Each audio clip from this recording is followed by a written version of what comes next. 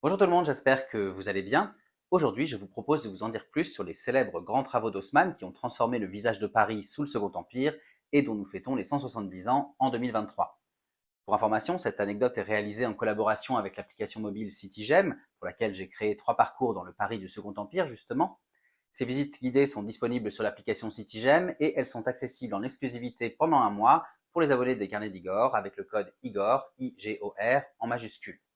Et pour celles et ceux qui ne le savent pas, CityGem, c'est un city guide 2.0, 100% gratuit et facile d'utilisation, qui permet d'explorer à son rythme les pépites de plus de 60 villes de France.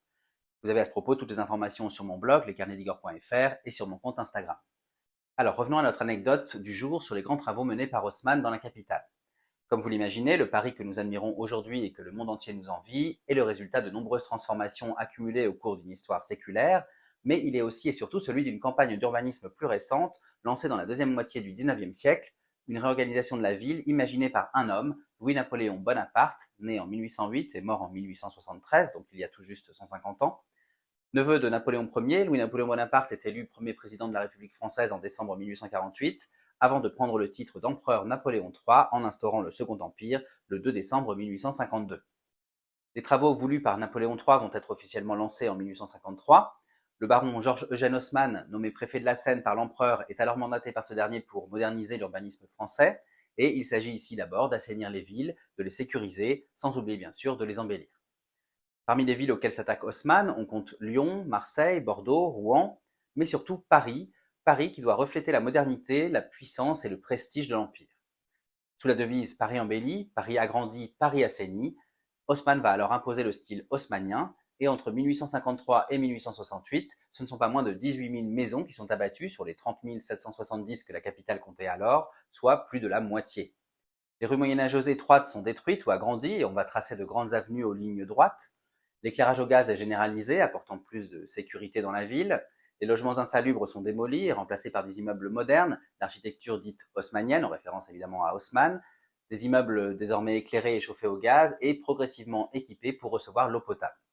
À propos d'eau, grâce à l'inspecteur des eaux et égouts Eugène Belgrand, le réseau d'égouts va être multiplié par 6 et atteindre plus de 600 km. Celui de l'eau est lui réorganisé en un double réseau qui, via des aqueducs, va acheminer à Paris d'un côté l'eau potable et de l'autre l'eau non potable. Ces eaux sont stockées dans des réservoirs créés pour l'occasion, comme ceux de Montsouris, de Passy ou de Ménilmontant, qui existent d'ailleurs encore aujourd'hui.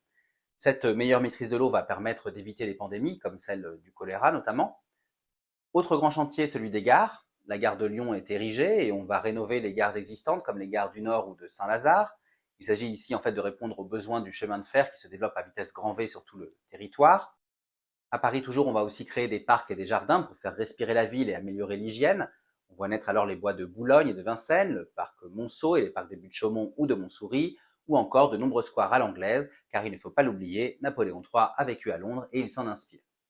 Du point de vue des infrastructures, on va bâtir des ponts comme le pont Saint-Michel, le pont de l'Alma, celui de Solferino ou d'Arcole.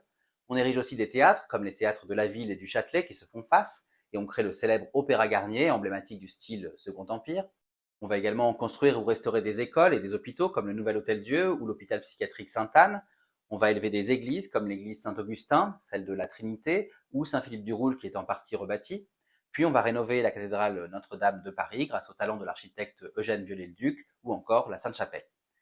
Enfin, le centre historique qui est l'île de la Cité est restauré et repensé comme un centre administratif avec le palais de justice, le tribunal de commerce ou encore la préfecture de police.